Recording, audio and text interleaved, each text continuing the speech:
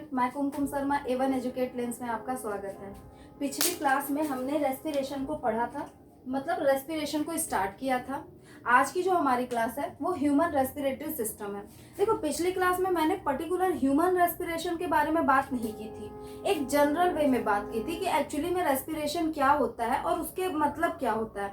और हमने पढ़ा था कि रेस्पिरेशन का मेन काम क्या होता है कि डाइजेशन की प्रोसेस में जो भी सबस्टांस मतलब बना है, मतलब जब वो स्मॉलेस्ट यूनिट में कन्वर्ट होता है, जैसे कार्बोहाइड्रेट ग्लूकोज में बदल गया, उस ग्लूकोज को हम क्या करेंगे, तोड़ेंगे और उससे जो एनर्जी रिलीज होगी उसको सेल यूज करते हैं। तो सिंपल वर्ड में कहा जाए तो रेस्पिरेशन का मेन काम क्या होता है, एनर्जी को ऑब्टेन करवाना। और इस एनर्जी को वो कैसे ऑब्टेन करवाते थे कि जो भी डाइजेशन में फ्यूल बना उसको यूज करके। ठीक है, अब देखो, जो रेस्पिरेशन होता है उसके दो ही मेन काम होते हैं।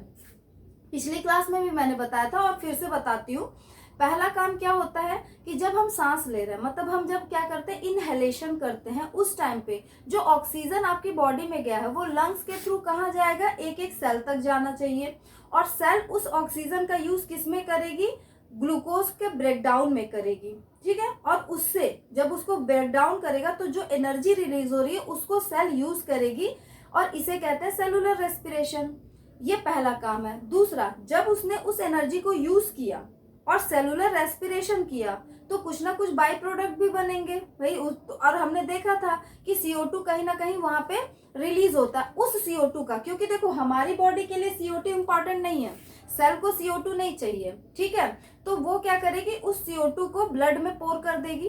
अब वो CO2 ब्लड के थ्रू फिर से लंग्स में आएगा और लंग्स से वो फिर बाहर, जब हम क्या करते हैं एक्सहेलेशन, जब हम सांस छोड़ते हैं उस टाइम पे हमारी बॉडी से बाहर फेंक दिया जाएगा या रिलीज हो जाएगा। तो यहाँ पर सिर्फ और सिर्फ क्या हो रहा है, रेस्पिरेशन का मतलब क्या है, पहला काम होता है ATP ऑब्टेन करना, भाई सेल को अपना काम करना है, और दूसरा जो CO2 है उसको बाहर फेंक देना। तो यही मेन क्या होता है, रेस्पिरेशन का काम होता है। आज हम बात करते हैं ह्यूमन रेस्पिरेटरी सिस्टम, जो दो पार्ट्स में डिवाइड होता है। एक जो रेस्पिरेटरी ट्रैक होता है, हमें पता है कि भाई सांस जब हम लेते हैं, ठीक है, तो मेन रेस्पिरेटरी ऑर्गन क्या होता है, लंग्स होता है। पिछली क्लास में भी बात की थी हमने, और क्यों होता है ये भी बात की थी। तो जो लंग्स होता है वो तो मेन रेस्पिरेटरी ऑर्गन है, यहीं पे मेन गैसेस एक्सचेंज होगा।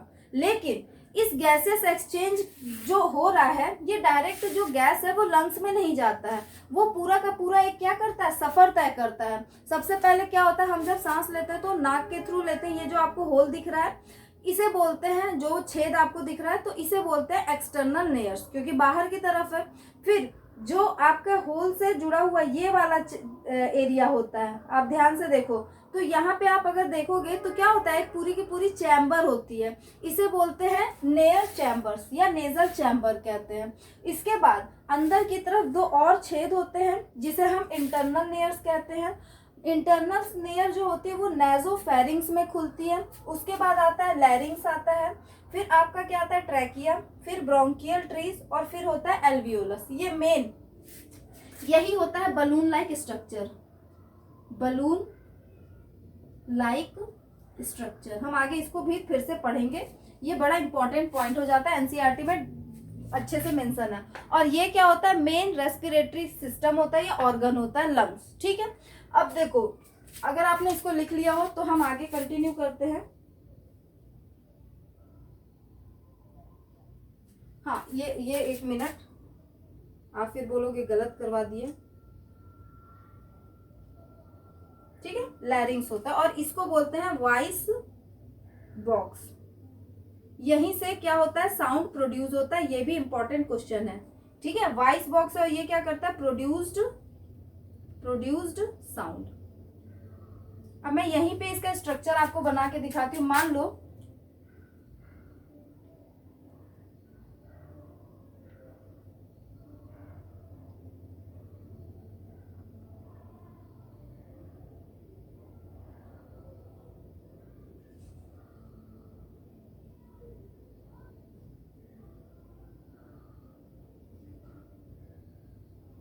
ठीक है, अब देखो ये क्या होता है भाई, अगर ये माउथ है, हमने डाइजेशन में पढ़ा था, यहाँ पे क्या होगा, टंग होगा, और ये इसका क्या होता है, रूफ होता है। भाई सिंपल सी बात, माउथ में ऊपर की तरफ क्या होता है, छत होता है ना, जो आपके नेयर्स को, मतलब जो नेजल चैम्बर है उसको ओरल चैम्बर से सेपरेट करता है, ठीक है। और यहाँ पर नेयर्स का भी चैम्बर होता होगा, ठीक है। अब देखो यहाँ से ये क्या होता है, एक्सटर्नल नेयर्स होते हैं, ठीक है। इसके बाद आपने ये जो कैविटी आप देख रहे हो इसको बोलते हैं क्या, नेजल चैम्बर, जो यहाँ पे कहीं होगा। तो ये हो जाएगा क्या, नेजल चैम्बर। पूरा का पूरा कैविटी जो दिख रहा है, ये पूरा कैविटी क्या हो जाएगा आपका, नेजल चैम्बर हो जाएगा। और लास्ट में कहीं पे क्या होंगे, 2 होल्स होंगे, ठीक है, बिल्कुल किनारे में, वो आपका क्या हो जाएगा, इंटरनल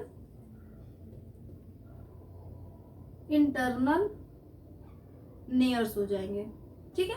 ये आपके क्या हो जाएंगे, इंटरनल नेयर्स हो जाएंगे। इंटरनल नेयर्स के बाद क्या आ जाएगा, नेजोफेरिंक्स, ठीक है। यहाँ पे फेरिंग्स वाला पोर्शन होगा, तो यहाँ पे क्या आ जाएगा, इस जगह पे आपका होगा क्या, नेजोफेरिंक्स हो जाएगा, ठीक है, फेरिंग्स हो जाएगा। और इसके बाद नेजोफेरिंक्स के बाद आपका यहाँ पे 2 बॉक्स होते हैं, हमने पढ़ा था डाइजेशन में। एक होता है फूड के लिए आएगा तो फूड पाइप होता है, बॉक्स नहीं सॉरी, पाइप होता है। और एक होता है विंड पाइप, ठीक है। ये फूड पाइप है, ये विंड पाइप है। अब ये जो विंड पाइप होती है, इसकी जो ओपनिंग होती है इसको बोलते हैं ग्लॉटिस, ठीक है। हमने इसमें भी पढ़ा था, इसकी ओपनिंग को क्या बोलते हैं, बताइए क्या बोलते हैं, मैंने पढ़ाया है, अगर नहीं याद है तो आप इसको एक बार देख सकते हो और कमेंट में जरूर बताना। ये जो ओपनिंग होती है ये ग्लॉटिस होती है। और इसके बाद यहाँ पे जस्ट इसके नीचे ही क्या होता है, आपका वॉइस बॉक्स होता है, जिसको हम क्या बोलते हैं, लैरिंग्स कहते हैं, लैरिंग्स, ठीक है। तो लैरिंग्स कहाँ होता है, आपके ग्लॉटिस के जस्ट नीचे होता है। और इसमें यहाँ पर आपको कुछ शी शेप्ड के इस तरीके के कार्टिलेज के बने हुए रिंग्स दिखाई देते हैं। अब देखो ये रिंग कैसे हैं, पूरे नहीं है, ऐसे नहीं है बिल्कुल, ये कैसे हैं, ऐसे हैं, ठीक है। तो शी शेप्ड के इनकम्प्लीट ये कार्टिलेजिनस रिंग होते हैं। ये जो कार्टिलेजिनस रिंग होते हैं वो क्या होते हैं, फूड पाइप में होते हैं। अब देखो समझना, मान लो ये एक फूड पाइप है, बीच में हॉलो होगा। अब इस हॉलो फूड पाइप में हो सकता है कि अगर एयर कम हो जाए, ध्यान से समझिएगा क्या होगा। मान लो ये एक फूड पाइप है और मेरे पास कुछ ऐसे है नहीं चीजें, ऐसे समझो कि ये मान लो एक फूड पाइप है, ठीक है। इसमें क्या है, कुछ ऐसे शी शेप्ड के क्या है, बोन्स लगे हुए हैं बीच बीच में। क्यों लगे हैं, ताकि अगर कभी भी अगर ये बोन ना होते तो क्या होता, हो सकता था कि अगर इस, क्योंकि ये एयर क्या है, एयर पाइप है, ठीक है। तो या विंड पाइप बोल दो, ये विंड पाइप है, मतलब यहाँ से विंड क्या होगी, एयर क्या होगी, पास होगी और इसके बाद वो लंग्स में जाएगी। तो हो सकता है कि अगर कभी भी एयर का जो भी प्रेशर है वो कम हो जाए, तो ये जो पाइप है वो ऐसे क्या हो जाएगी, कोलैप्स हो सकती है, ठीक है, डैमेज हो सकती है। हमें क्या चाहिए कि क्या ये जो विंड पाइप है ये डैमेज होनी चाहिए, नहीं। इसीलिए नेचर ने क्या किया, इसमें बीच बीच में कुछ क्या कर दिए, कार्टिलेज के आपको रिंग बना के दे दिए। मतलब इस एयर के अंदर, इस मान लो ये ऐसे है, आप ध्यान से देख भी रहे हो, ये विंड पाइप है बीच बीच में, ताकि ये कोलैप्स ना कर सके तो क्या कर दिया, कार्टिलेज का बना हुआ रिंग बना दिया, ताकि ये उसको कोलैप्स होने से बचा सके, ठीक है। तो ये पूरा का पूरा क्या हो गया आपका, ट्रैकिया, ठीक है। इसके बाद आगे फिर ये कंटिन्यू करेगा, हम आगे अभी देखेंगे। तो फिलहाल आप इसको क्या करो, बना लो, फिर हम आगे कंटिन्यू करते हैं। अब देखो अगर हम बात करते हैं ट्रैकिया की, तो ट्रैकिया के बारे में मैं यही लिख देती हूँ, ट्रैकिया क्या होता है। ये 10 to, सबसे पहली बात है ये विंड पाइप होता है, एक विंड पाइप होता है, और ये 10 to 11 सेंटीमीटर लॉन्ग होता है। इसमें 16 to 20, ये जो आपको कार्टिलेजिनस रिंग दिखाई दे रहा है ना, ये कितने होते हैं, 16 to 20 होते हैं। 16 to 20 इनकम्प्लीट, शी शेप्ड कर दो, she shaped incomplete cartilaginous rings present. और ये जो कार्टिलेजिनस रिंग होते हैं वो किसके बने होते हैं? हाइलाइन कार्टिलेजिनस होते हैं। ठीक है, अब अगर आप नहीं भी याद रखो तो भी कोई दिक्कत नहीं। तो ट्रैकिया क्या है? एक विंड पाइप है। इसमें 10 to 11, ये कितना होता है? 10 to 11 सेंटीमीटर लॉन्ग होता है। 16 to 20 she shaped incomplete cartilaginous rings यहाँ पे प्रेजेंट होते हैं। ठीक है, आप इसको नोट डाउन करो, फिर मैं इसको इरेज करके आगे कंटिन्यू करती हूँ।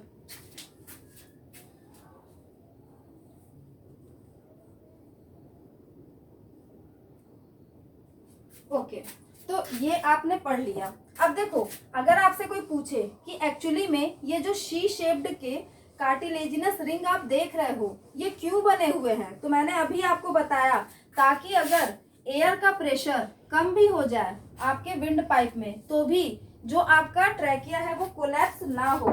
तो ये क्या करता है? प्रिवेंट कोलैप्स ऑफ, यहाँ मैं फंक्शन लिख देती हूँ। फंक्शन क्या होगा? Prevent collapse of trachea during low air pressure. मतलब अगर एयर प्रेशर लो भी हो जाए तो भी वो क्या नहीं होना चाहिए? कोलैप्स नहीं होना चाहिए। इसीलिए इसके बीच में क्या होता है? ये आपका शी शेप्ड का इनकम्प्लीट कार्टिलेजिनस रिंग्स प्रेजेंट होते हैं। ठीक है, तो ये आप लिख लो, फिर हम आगे कंटिन्यू करते हैं। अब देखो, ट्रैकिया हो गया। अब एक चीज आप समझना, ये तो आपका क्या हो गया? Main chamber. अब हम बात करते हैं किसकी? लंग्स की। ये एक मान लो क्या हो गया आपका? वॉइस बॉक्स हो गया, लैरिंग्स हो गया। और ये क्या हो गया आपका? ट्रैकिया हो गया। इसमें आपको शी शेप्ड के क्या होंगे? कार्टिलेजिनस रिंग्स देखने को मिलेंगे। फिर ये आगे कंटिन्यू होते हैं स्मॉलर ट्यूब में। ठीक है, ये जो आपका क्या है? लैरिंग्स है। ये आपका क्या है? ट्रैकिया है। और ये स्मॉलर ट्यूब में कन्वर्ट हो, मतलब बट गया। ये जो स्मॉलर ट्यूब होता है इसको बोलते हैं ब्रोंकियोलस। मैं अच्छे से बना देती हूँ। इसे क्या बोलते हैं?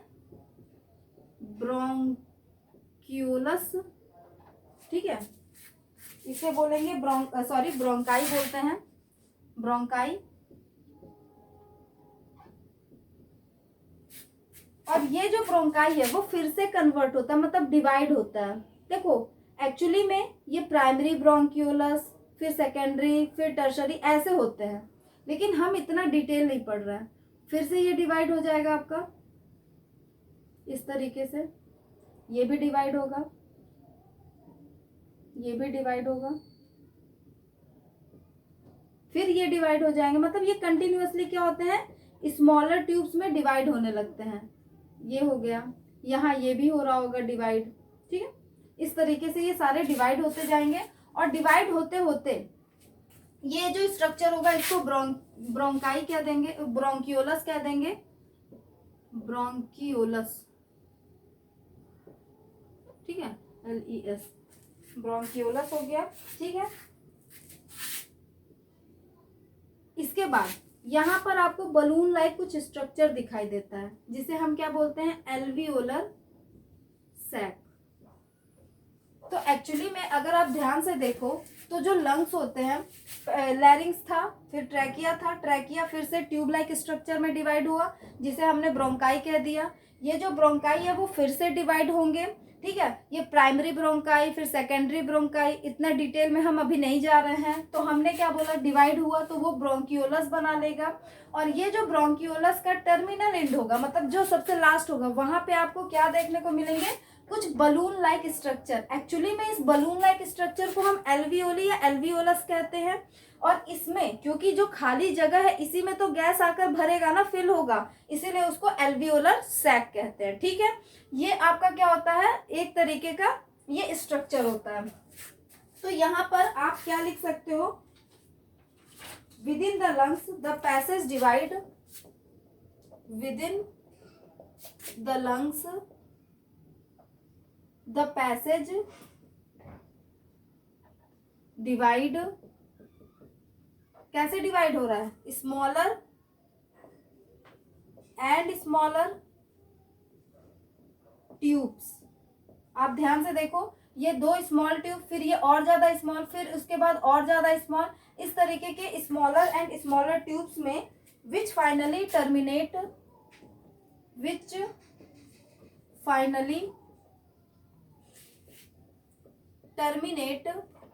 जो फाइनली क्या होगा, टर्मिनेट हो जाएगा बलून लाइक स्ट्रक्चर। और इस बलून लाइक स्ट्रक्चर को हम क्या बोलते हैं, एल्वियोली या एल्वियोलस, ठीक है। ये बलून लाइक स्ट्रक्चर बनाता है। ये इंपॉर्टेंट पॉइंट है भाई, अगर आपसे पूछ ले कि एक्चुअली में लंग्स में बलून लाइक स्ट्रक्चर जो है वो कौन सा होता है, तो वो क्या होता है, एल्वियोलस या एल्वियोली होता है, ठीक है। अब देखो, ये जो एल्वियोली है ये काम क्या करता है, एक्चुअली में यही तो है जिसके अंदर क्या होगा, गैस आकर फिल हो जाएगा।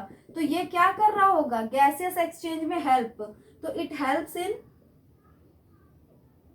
इन गैसियस एक्सचेंज, ठीक है। तो यही क्या करेगा, गैसियस एक्सचेंज में आपका हेल्प करेगा। तो ये क्या होता है, अब देखो एक चीज समझना कि ये जो एल्वियोली होते हैं, इनकी जो वॉल्स होती है वहां पर आपको बहुत सारे ब्लड वेसल्स मिलेंगे।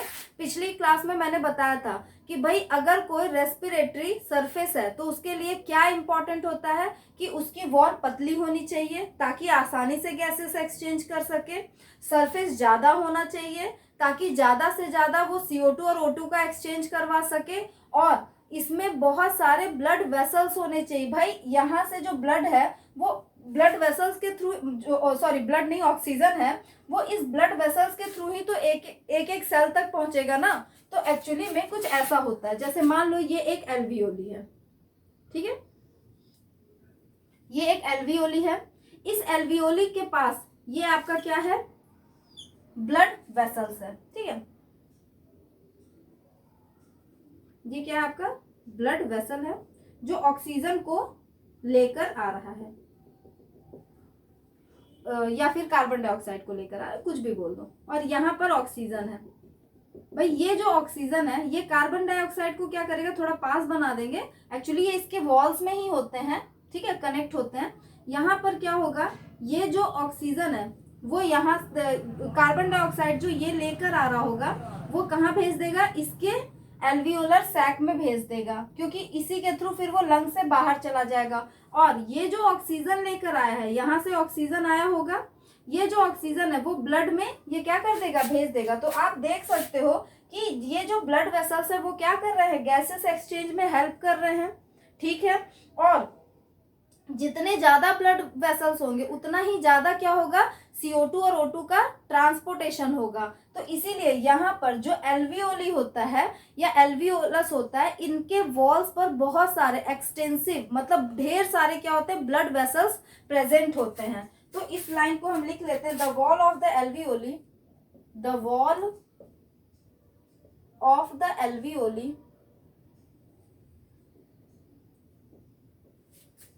जो भी वॉल होती है एल्वियोली की, contain extensive blood vessels, extensive network of blood vessels, ठीक है। एक्सटेंसिव नेटवर्क क्या होता है, ब्लड वेसल्स का होता है। और अब हमको पता है कि ब्लड वेसल्स के थ्रू ही क्या होता है, O2 और CO2 का ट्रांसपोर्टेशन होता है। तो आप इसको क्या करो, नोट डाउन कर लो, फिर हम आगे कंटिन्यू करते हैं।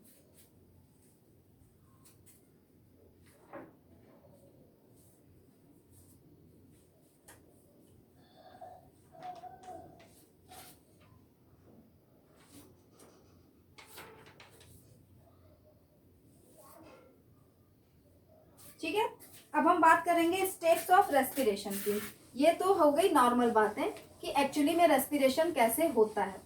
अब हम बात करते हैं कि एक्चुअली में कैसे हम क्या करते हैं, O2 को लेते हैं और CO2 को बाहर फेंक देते हैं, ठीक है। तो अब हम बात करेंगे किसकी, steps of respiration, steps of respiration.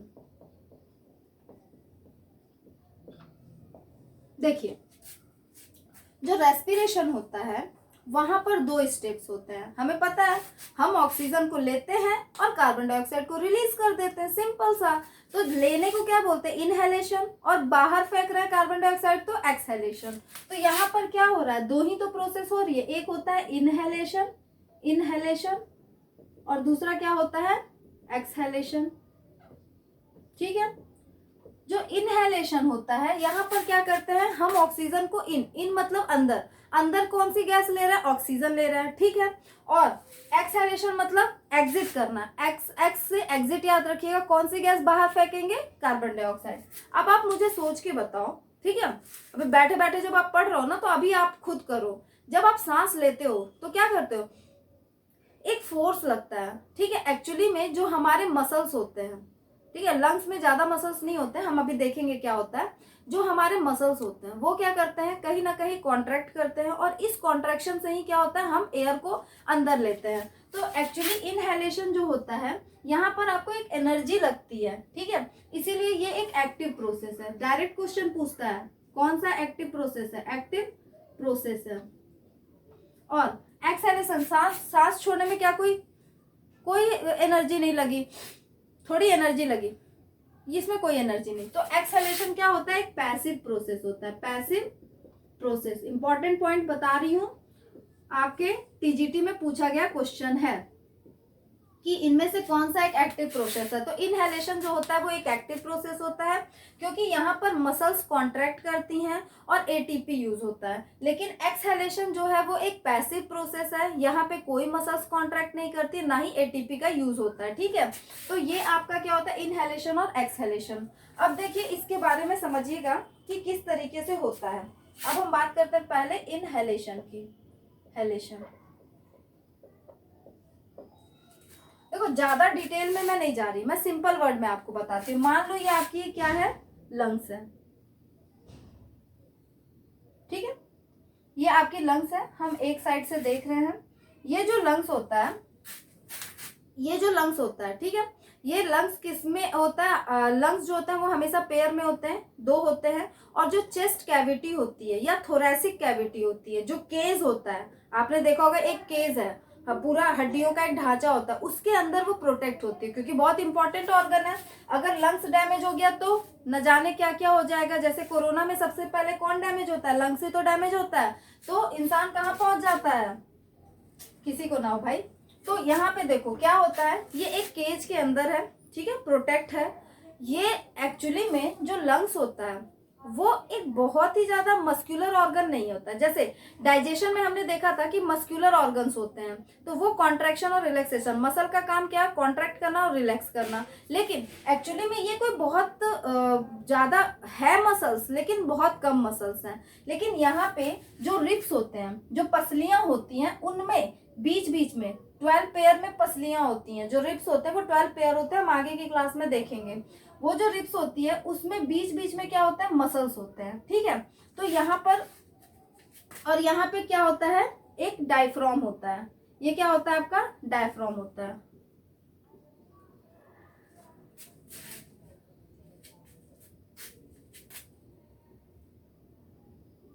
ठीक है, ये डायफ्राम होता है। ये जो डायफ्राम होता है वो कैसा होता है, मेनली डोम शेप होता है।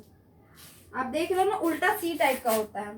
अब होता क्या है, जब हम एयर को लेते हैं, आप ध्यान से समझिएगा, सिंपल वर्ड में बताती हूँ। आप जब एयर लेते हो तो आपकी जो ये चेस्ट कैविटी होती है वो क्या होती है, थोड़ी सी एक्सपेंड होती है ऊपर की तरफ, ठीक है। जब ये ऊपर की तरफ होती है उस टाइम पे ये डायफ्राम से जुड़ी होती है। एक्चुअली में यहाँ पे क्या होता है, आपके रिब्स होते हैं कुछ इस तरीके से, ऐसे बना लो चाहे तो, क्योंकि हम एक साइड से देख रहे हैं। ये आपके क्या है, रिब्स हैं, ठीक है। मैं ज्यादा डिटेल में नहीं जा रही हूँ। और इधर से भी आपके स्टर्नम है। तो ये स्टर्नम और रिब्स जो होते हैं वो कहीं ना कहीं डायफ्राम से जुड़े होते हैं। तो होता क्या है, जब आप सांस लेते हो तो आपकी जो ये पसलियां होती हैं वो भी ऊपर की तरफ आती हैं, और इस ऊपर की तरफ आने से जो डायफ्राम है वो किधर चला जाता है, नीचे की तरफ। और ये कैसा हो जाता है, फ्लैट हो जाता है। ठीक है, ये किधर चला जाएगा, नीचे की तरफ। अब आप बताओ मुझे कि अगर ये डायफ्राम नीचे की तरफ चला गया तो इसका वॉल्यूम क्या होगा, बढ़ जाएगा कि नहीं बढ़ेगा। भाई सिंपल सी बात है, हमने एयर लिया, मैं फिर से इसको समझा रही हूँ क्योंकि थोड़ा सा है कि बच्चों को एक बार में नहीं समझ में आती, बट कोई बात नहीं, अगर आपको नहीं आएगा आप मेरे को कमेंट करना, मैं दोबारा से इसको और इजी वे में कोशिश करूंगी और समझाने की। देखिए हमने गैसेस, हमने ऑक्सीजन लिया, ठीक है, ऑक्सीजन लेने के बाद हमारी जो क्या होती है, चेस्ट कैविटी या थोरेसिक कैविटी है वो एक्सपेंड करेगी, और एक्सपेंड जब करती है तो ये जो डायफ्राम है ये इससे कहीं ना कहीं कनेक्ट होता है, तो ये नीचे की तरफ चला जाएगा। तो ये ऐसे है नॉर्मली और ये ऐसा हो गया, तो भाई पहले ऐसे था अब ऐसा हो गया, तो जो एरिया था पहले ऐसे और अब ऐसा, इसके बीच में कितना एरिया है, ये एरिया किसको मिल गया, इस लंग को मिल गया। तो अब जो लंग है उसका एरिया कितना हो गया, कुछ इतना। आप समझ पा रहे हो। तो होता क्या है, यहाँ पर आप याद रखिएगा कि वॉल्यूम जो होता है वो यूनिवर्सली प्रोपोर्शनल होता है प्रेशर के। मतलब अगर वॉल्यूम बढ़ा, ठीक है, तो प्रेशर क्या हो जाएगा, कम हो जाएगा, और वॉल्यूम कम हुआ तो प्रेशर क्या हो जाएगा, बढ़ जाएगा। सिंपल वर्ड है कि अगर इस लंग्स का वॉल्यूम बढ़ा तो प्रेशर कम हो जाएगा। और कोई भी चीज हो नेचर में, कोई भी चीज, अगर हम एयर की ही बात कर रहे हैं ना, तो चलो एयर ही है, वो हमेशा कैसे मूव करेगा, अपने हायर टू लोअर कंसंट्रेशन। हमेशा कोई भी चीज हो हमेशा अपने हायर टू लोअर कंसंट्रेशन। मान लो ये टंकी है, ये दूसरी टंकी है, यहाँ पे इतना पानी है और यहाँ पे इतू सा पानी है, देखो कितना कम है, और यहाँ पे हमने क्या कर दिया, पाइप लगा दिया। किधर से किधर मूव करेगा, इधर से करेगा क्या, नहीं, लोअर टू हायर नहीं कर सकता, हम सब जानते हैं। हम क्या कहेंगे, ए टू बी करेगा, मतलब इधर से इधर, और कब तक, जब तक बराबर ना हो जाए। तो सिंपल सी बात है भाई, एयर भी ऐसा ही कुछ करता है। नेचर में हर चीज हमेशा अपने higher to lower concentration move करेगी। ठीक है, तो यहाँ पे क्या हो रहा है, जैसे ही हमने क्या किया, सांस लिया, चेस्ट कैविटी बढ़ी, जो डायफ्राम था वो क्या हो गया, नीचे आ गया, फ्लैट हो गया। कैसा हो गया, ये बिकम्स फ्लैट, बिकम फ्लैट। और जैसे ही ये फ्लैट होगा वैसे ही आपका जो लंग होगा, लंग्स की वॉल्यूम क्या हो जाएगी, लंग्स वॉल्यूम इंक्रीज हो जाएगी। ठीक है भाई, देखो वॉल्यूम अगर आपका क्या हो जाएगा, वॉल्यूम इंक्रीज होगा तो प्रेशर क्या हो जाएगा, डिक्रीज हो जाएगा। तो प्रेशर क्या हो जाएगा, डिक्रीज हो जाएगा। मतलब यहाँ पे लंग में बाहर जो होगा, सिंपल सा अगर कहा जाए तो वॉल्यूम इंक्रीज हो गया, ठीक है, प्रेशर कम हो गया। तो वॉल्यूम बढ़ा, प्रेशर कम हो गया। तो जैसे ही प्रेशर कम होगा वैसे ही बाहर की हवा कहाँ आ जाएगी, अंदर आ जाएगी, हमेशा हायर टू लोअर कंसंट्रेशन। ठीक है, यहाँ पे प्रेशर कम हो गया और जैसे ही प्रेशर कम हो गया यहाँ प्रेशर ज्यादा होगा, तो हमेशा क्या हो जाएगा, अपने हायर टू लोअर कंसंट्रेशन, और ऑक्सीजन क्या हो जाएगा, अंदर आ जाएगा। तो एक्चुअली में क्या हो रहा है, जब आपका डायफ्राम जो है वो फ्लैट हो रहा है तो वॉल्यूम बढ़ रही है, और वॉल्यूम जब बढ़ेगी तो प्रेशर कम हो जाएगा और गैस जो है वो बाहर से अंदर आ जाएगी। तो ये होता है क्या, इनहेलेशन में। ठीक है, आप इसको बनाओ, फिर मैं एक्सहेलेशन समझाती हूँ। हो गया। अब देखो, बस मैं इसको हटाऊंगी, बाकी मैं कुछ नहीं करने वाली। अब देखो, ये जो आपका लंग है, फिर से हम एक लंग बना देते हैं। अब क्या हो रहा है भाई, एयर अंदर आ गई थी, जब क्या हुआ था, वॉल्यूम बढ़ गया था। जब वॉल्यूम इंक्रीज हुआ था और प्रेशर क्या हो गया था, डिक्रीज हो गया था, तो एयर क्या हुई थी, इन। ठीक है, अब देखो जब क्या होगा, अब ये जो डायफ्राम था भाई, डायफ्राम मेनली ऐसा होता था, ये बाद में कुछ ऐसा हो गया था। ठीक है, अब ये डायफ्राम जब हमने क्या किया, सांस बाहर छोड़ना था, तो उस टाइम पे ये डायफ्राम फिर से वापस अपनी पोजीशन पे आ जाएगा, ऐसा। ठीक है, कुछ ऐसा ही वापस आ गया। जब ये अपनी पोजीशन पे वापस आ जाएगा तो सिंपल सी बात है कि वॉल्यूम क्या हो जाएगी, कम हो जाएगी। भाई पहले ये नीचे फ्लैट हुआ था तो वॉल्यूम बढ़ा था, लेकिन अब क्या है, फ्लैट तो था लेकिन अब वापस ये अपनी पोजीशन पे आ गया। ठीक है, तो पहले तो ये फ्लैट था लेकिन अब कैसा हो गया, वापस अपनी जगह पे आ गया है जो डायफ्राम था। तो जब ये अपनी जगह पे आएगा तो वॉल्यूम वैसे कम नहीं होगी लेकिन पहले जैसी, ठीक है, तो उसको कम ही कहेंगे। तो वॉल्यूम कम हुई मतलब प्रेशर क्या हो जाएगा, ज्यादा। आपके लंग्स में जो प्रेशर है वो ज्यादा हो गया और बाहर जो प्रेशर है वो क्या होगा, कम। तो जो CO2 है वो क्या हो जाएगा, अपने higher to lower concentration move करेगा, मतलब CO2 कहाँ चला जाएगा, बाहर। इसको बोलते हैं एक्सहेलेशन। तो ये क्या हो जाएगा, एक्सहेलेशन। बहुत ही इंपॉर्टेंट है, इस चीज को आप बहुत अच्छे से समझ लीजिएगा। तो यहाँ पे बस एक कॉन्सेप्ट पकड़ना है वॉल्यूम का, कि वॉल्यूम बढ़ेगी तो प्रेशर कम हो जाएगा, वॉल्यूम घटेगा तो प्रेशर ज्यादा होगा, ठीक है। इनहेलेशन में जो आपका डायफ्राम होता है वो फ्लैट हो जाता है, जिससे वॉल्यूम इंक्रीज हो जाएगी, प्रेशर कम हो जाएगा और जो गैस है वो अंदर आ जाएगी। एक्सहेलेशन में जो आपका डायफ्राम है वो वापस अपने पोजीशन पे चला जाएगा, वॉल्यूम कम हो जाएगा, प्रेशर ज्यादा हो जाएगा, CO2 जो है वो बाहर चला जाएगा। बस इतनी सी बात है और कोई चीज है नहीं, ठीक है। तो अब ये चीज आप समझ गए होंगे। आगे एक चीज और समझना, एक बात और है जो बड़ा इंपॉर्टेंट है, वो ये है कि जो रेस्पिरेटरी रेट होता है वो बॉडी साइज के कैसा होता है, यूनिवर्सली प्रोपोर्शनल होता है। मतलब क्या है मैडम जी, अभी बताते हैं, रुक जाइए। देखिए, respiratory rate is universally proportional body size, ठीक है। मतलब कि अब देखो इसका सिंपल सा मतलब क्या है कि रेस्पिरेटरी रेट जितना ज्यादा होगा बॉडी साइज उतनी कम होगी, जस्ट उसका उल्टा होगा, ठीक है। रेस्पिरेटरी जितना कम होगा बॉडी साइज उतनी ज्यादा होगी। मतलब जो भी एनिमल जितना छोटा होगा उसकी रेस्पिरेटरी रेट उतनी ज्यादा होगी, जो एनिमल जितना बड़ा होगा उसकी रेस्पिरेटरी रेट जो होगी वो कम होगी, मतलब वो उतना ही कम क्या करेगा, रेस्पिरेशन करेगा। तो एक्चुअली में छोटा जो एनिमल, जितना छोटा एनिमल उसकी रेस्पिरेटरी रेट उतनी ज्यादा, जितना बड़ा एनिमल उसकी रेस्पिरेटरी रेट जो होती है, सॉरी, वो उतनी ही कम हो जाएगी। अब देखो जो रेस्पिरेटरी रेट होती है ह्यूमंस की, अगर हम बात करें, रेस्पिरेटरी रेट जो होती है वो कितनी होती है, 12 to 16 टाइम्स पर मिनट होती है, ठीक है। टाइम पर मिनट होती है, मतलब 1 मिनट में हम कितनी बार सांस लेते हैं, 12 से 16 टाइम लेते हैं, ठीक है। अब एक चीज और समझ लीजिए कि अगर हम बात करते हैं गैसियस के सॉल्युबिलिटी की, मतलब कि कौन सी गैस कितनी ज्यादा सॉल्युबल होगी, तो आप एक चीज बहुत अच्छे से समझिएगा कि जो CO2 होता है, CO2 वो मोर सॉल्युबल होता है, मोर सॉल्युबल देन O2,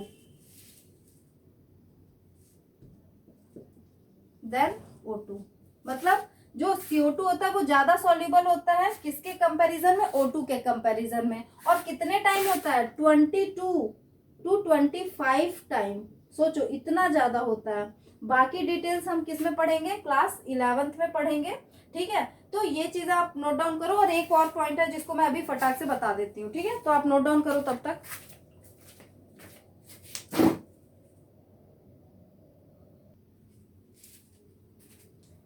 ठीक है, तो CO2 जो होता है वो मोर सॉल्युबल होता है देन O2, 22 to 25 टाइम्स होता है।